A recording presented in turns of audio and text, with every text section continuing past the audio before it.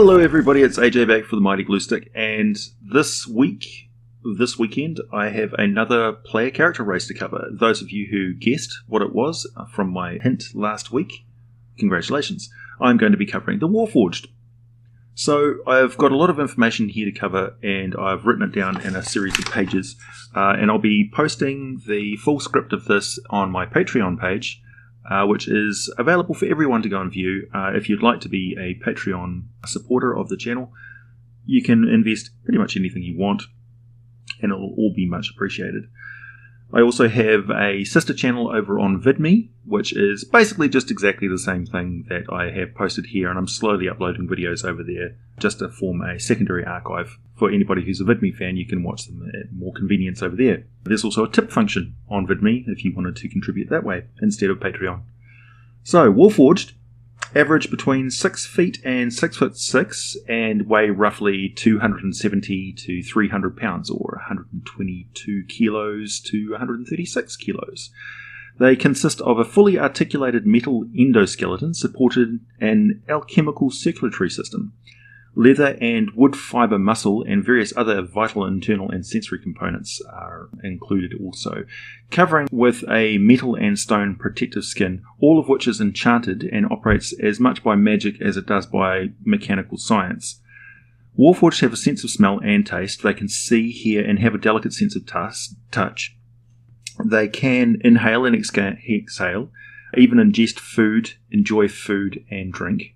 Although they are not biological and cannot become infected with disease, they do require a dormant state similar to sleep for 4 hours per day, although they do remain aware of their surroundings and any approaching threats, even when powered down, completing circulatory flushing and filtration, recharging, diagnostics, and internal repairs. So they're kind of concentrating on that as they rest, although, yeah, they're not sleeping, they're not unconscious, they are conscious. Although they are constructs, due to the rituals and magics that infused them with a soul, they are living beings and are capable of learning the arcane arts, channeling divine power, or travelling through the etheric realm. The living soul of a Warforged can pass onto the outer planes, they can be resurrected, they can also be reincarnated into another living form, and they are vulnerable to charm, persuasion, insanity, illusion, and psychic effects. While most Warforged have a similar body design, this is the soldier frame, there are 3 other types of Warforged frame. These are the Warforged Battlecaster, the Warforged Scout, and the hulking Warforged Juggernaut. Juggernauts are usually 6'2" to 7 foot tall and 280 to 360 pounds, or 127 kilos to 163 kilograms. And Scouts stand between 2'10" and 3'6" in height, and weigh between 35 and 50 pounds, or 16 or 22 kilograms, respectively. Battlecasters are the same size as more common Warforged, and they have a special spell-resistant armour. So Warforged Battlecasters increase their intelligence score by +1. They know 1 cantrip of choice from the wizard's spell list, and intelligence is their spellcasting ability for it. And a Battlecaster's natural armour class is 13, plus their dexterity modifier. In addition, once per short rest, they can choose to have an advantage on 1 spell saving throw. This doesn't stack with any sort of other spell resistance they have. I suggest to you that the primary component of this effect is Flail Snail's shell, and that having the armor destroyed somehow during the course of the game would require them hunting down a Flail Snail to harvest spell-deflecting shell for repairs. That's not official law, that's just a suggestion on my part. Warforged Scouts, diminutive Warforged Scouts, increase their dexterity by +1. They're fast and agile with a base speed of 35 feet per round. Armour is light and only offers an AC of 13 plus dexterity modifier. Scouts have dark vision out to 60 feet and very keen sight, so they can have advantage on all sight-based skill rolls. Warforged Juggernaut have +1 to their strength score, and they can choose to re-roll a failed death saving throw. The second result must be taken, and this can only be done once per long rest. This represents redundant systems inside the Warforged, but basically stave off death. They have a armor class of 18. This is heavy plating and is treated as heavy armor, so they had disadvantage on all stealth checks. And you'll notice that with these specialist classes of Warforged, their armor is integral to them, so it's sort of built in. Whereas the normal soldier frame have they've been designed for versatility. They have an increase of +1 to strength and constitution, do not have an integral armor covering, and just add +1 to their armor class due to the toughness of their body. They can wear armor specifically designed for Warforged, but can't just pick up a suit of human plate mail and put it on. The Warforged armor can be constructed by anyone with sufficient skill to modify or build any sort of regular armor. And I would rule that something like hide or leather is pretty easy. Even a Warforged without sufficient skill can clad themselves in some hide armor. Each Warforged has a Gulra, which is an engraving on their foreheads. Each of these runes are unique to each Warforged, giving them a sense of individuality. Dwarves call these symbols Gulra, the dwarven word for truth. And though some Warforged refer to it as the mark of life, it is a primordial language symbol. And if a Warforged possesses the ability to cast an arcane mark, for instance, its personal mark will be the same as the sigil on its forehead. While the mortal races consider the origin of the marks to be a mystery, we know that these are related to the history of the Dawn War, but more on that later. We're going to get very, very nerdy with the information I'm going to give you. The Warforged are completely sexless and genderless. Though their bodies may have been designed with masculine or feminine features, these are just considered by the Warforged to be little more than aesthetic aspects. The Warforged are capable of being repaired and modified by those who know how, which can give an endless array of possibilities to their appearance. Warforged dislike being called it, and usually accept the gendered pronoun that they most closely resemble. Some Warforged adopt names from the culture they were created in, though most of the names were assigned at construction and are straightforward and relative to their job, abilities, or rank. Many Warforged simply accept the names given to them by their comrades, while others seek more meaningful names that best describe them. So basically it's wide open, and you can call your Warforged characters whatever you want. Warforged are constructed, and technically they don't have a lifespan. They are either functional or not. So with proper care, replacement parts, and barring accidental destruction, a Warforged can live indefinitely. This sounds great, but consider that a heat metal spell or an attack by a rust monster can seriously threaten their lives. You have to take the good with the bad. Some Warforged adopt a personal name. These are decided by the Warforged themselves and are usually determined after long periods of soul searching. This is usually a special designation a Warforged has for its friends and carries a special meaning to them emotionally.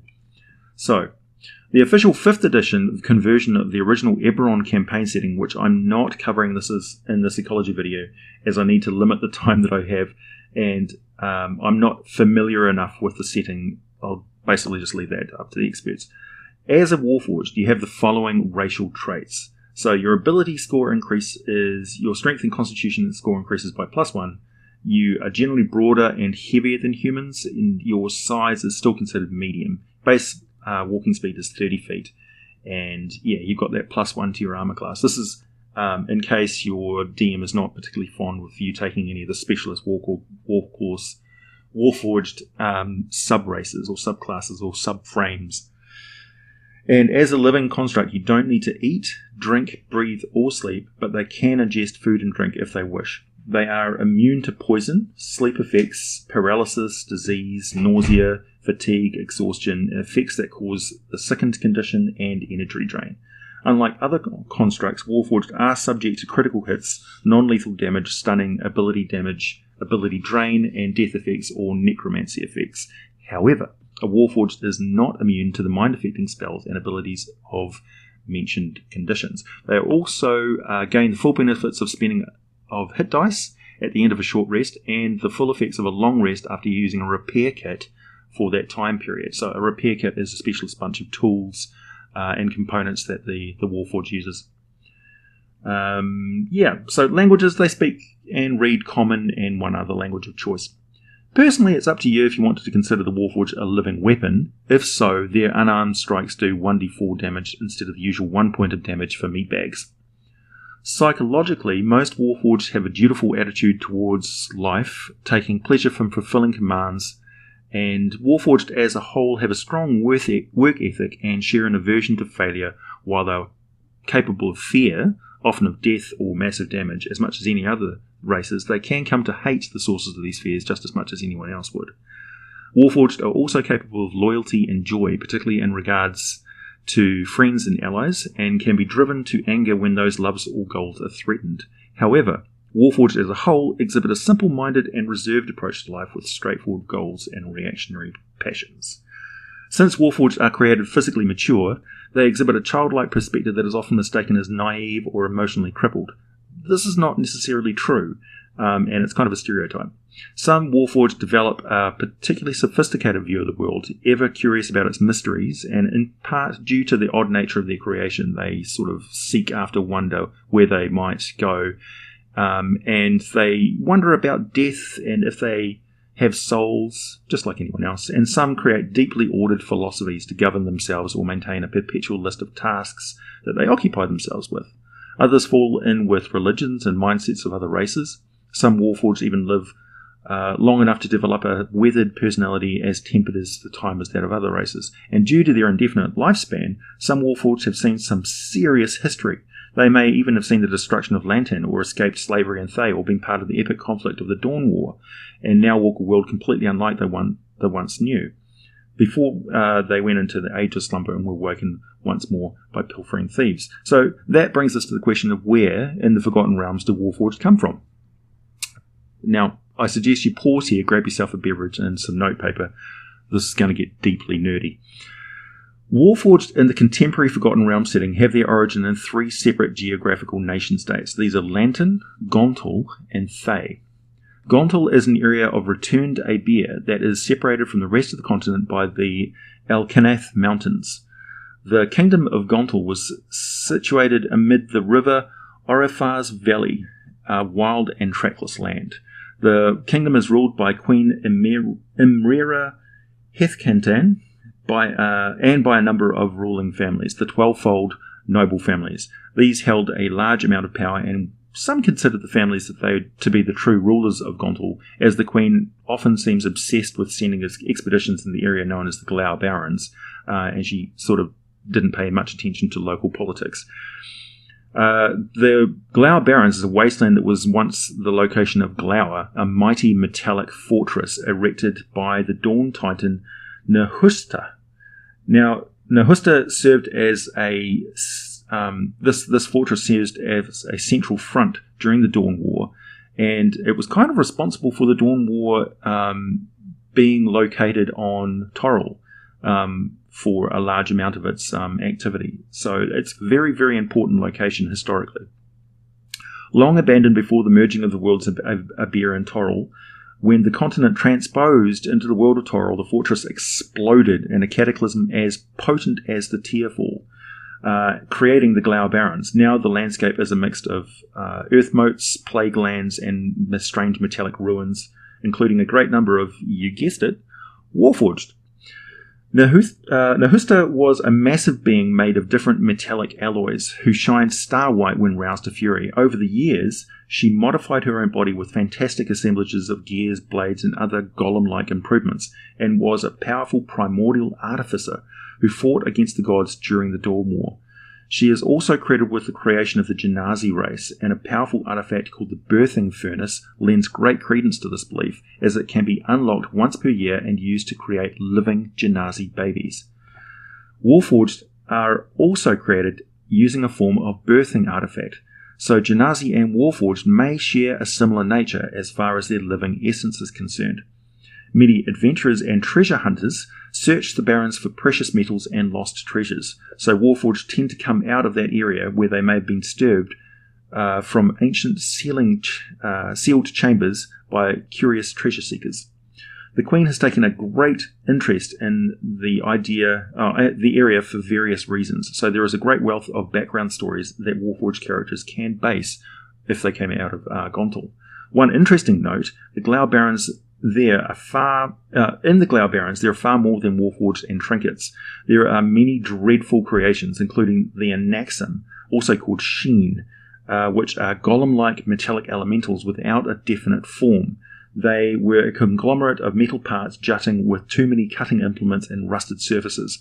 While no two Anaxims were exactly alike, these creatures are classified in broad types such as hounds, which look like dogs, or maulers, which are more humanoid in appearance.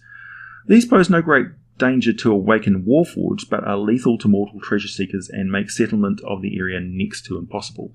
And if you wanted to get really tricky, the no fixed form thing kind of refers to these things being able to transform. So they're able to shapeshift into mechanical things. Lantan was an island nation of the Trackless Sea north of the Chiltern Peninsula, known for its advanced technology and the population's devout worship of Gond.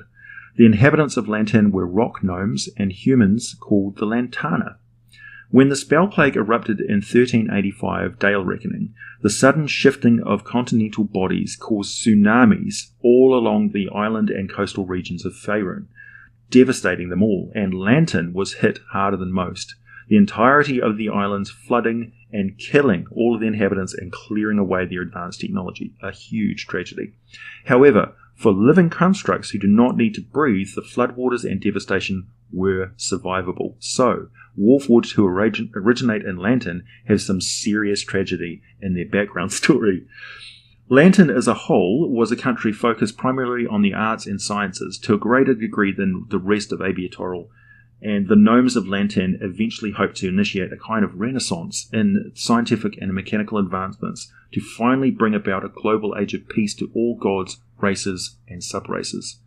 Pretty noble aspirations. Its greatest mechanical achievement is said to have been that of the flying machines. After the Avatar crisis, known as the Time of Troubles, the god of craftsmanship, Gond, revealed the secret of smoke powder to the gnomes of Lantan. Because they were on the verge of inventing the printing press and non-magical portals at the time of their destruction. Now, as we know, Gontal is bordered by a long coast and a safe harbour where the river goes straight up, so it is likely that explorers and treasure seekers from Lantan, hearing tales of technological marvels, would have sent expeditions to Gontal to seek out new technological marvels, and were probably better prepared than most to deal with the dangers that they found there. And it may be that they discovered one or more of the creation forges within the bowels of the Glauer Barons, and it may be, however, that they came up with these discoveries through other means. But we do know that Warforged were constructed on the islands of Lantan, and many survived the destruction of that civilization and now wander the world, seeking to create a new home and a new purpose for themselves. That purpose may in fact be a continuation of the ideals of Lantan, so creating a renaissance of awareness and understanding amongst other races. So they may be particularly noble in their outlook. So many of them survived. So Lantan was a pretty civilized and free society, and they detested slavery, and most likely the Warforged from there experienced a totally different lifestyle from the last location where we know Warforged have been originated, in the land of Thay. Thay is a dark and forbidding land of windswept mountains and badlands, notable for having the largest population of undead on the world of Toril that we know of. Prior to Zastam's elevation to supreme ruler of Thay, the land was ruled by a council of 8 powerful mages known as the Zalkirs, each of whom specialized in a different school of magic. During the chaos of the spell plague, Zastam named himself regent and eventually became one true power in Thay, and the Zalkirs thereafter served Zastam as vassals, and it is not unreasonable to draw a connection between the exploration of Gontal and the magical research of the Thayan Zalkirs, or even that there was some sort of mystic industrial espionage going on between Lantan and Thay, and the Thayans are well known to send secret agents far and wide across Faerun, spreading the spider's web of their power and influence. At any rate, Warforged were created in Thay, but not as many, if any, now, since the rise of Zastam and the prevalence of necromancy as a source of cheap and expendable undead labour. Slavery is a major part of Thay. It is the bedrock of their source of wealth, power, and military strength, much as you see it depicted in the Game of Thrones series, where an elite class dominates an enslaved population. Life can also be good to those in charge, but utterly miserable to those who are not. And the Warforged of Thay have been created to be slaves and suicide soldiers. They have somehow escaped the past where they were regarded as nothing more than expendable machines, and no doubt have some terrible memories of atrocities they either witnessed or were forced to inflict by their own hands. They may have laboured in dismal conditions, mining, pumping waste, compacting garbage, slaughtering other slaves, or maybe just fetching endless goblets of wine with nobody ever talking to them for decades. For whatever reason, they escaped and now travel the wider world, experiencing friendship, love, compassion, mercy, happiness, and hope for the first time. And they may have even forgotten for a time the lingering fear and paranoia of the hunted slave. Warforged of Thay will probably not enjoy telling anyone of their past. They may react strongly to any mention of Thay. They likely distrust magic users, react violently to slavers, and will probably go out of their way to destroy the undead on sight. Those Warforged who were created as soldiers of Thay will have brightly polished mirror-reflective armour and have commonly worn white tabard covers to reduce the glare when not in combat situations. And they may have been named after spells, which was a common practice in Thay, naming ships and vassals after arcane themes. And fighter Warforged may likely be most familiar with using a shield and spear, though they would have probably been given huge, impressive weapons to make a show of their size and power. So, as you can see, they do tie in nicely to the Forgotten Realms, and they are a vital part of the Forgotten Realms tapestry now. And yeah, they form part of the whole outlook of it. So you can actually tie in some quite distant and interesting exotic lands in Gontal and Lantan and Thay, and come up with quite interesting and diverse backgrounds for the Warforged in your game. So that's all I have for the Warforged for you today. I'll be back again midweek with my new the Mighty Gluestick Explores series, a new playlist where I talk about locations like Thay and Gontal and outer planes and things like that. And I'll be back again, once again, on the weekend with another Monster Ecology video. Thanks for listening, everybody. Comments, again, welcome down below. Give me a like, give me a subscribe, and I'll catch you again later.